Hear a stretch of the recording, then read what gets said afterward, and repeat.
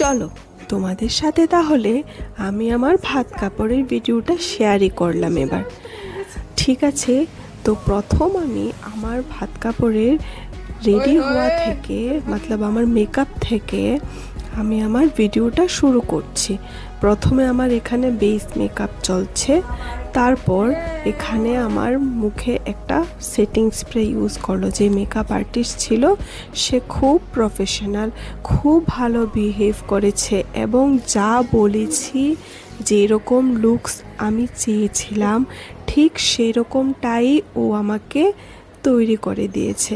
এবং যখন আমি বলেছি যে এটা এরকম হলে ভালো হতো, ও একটুও দ্বিধাবোধ করেনি, আবার সুন্দর করে সেরকমভাবেই করে দিয়েছে।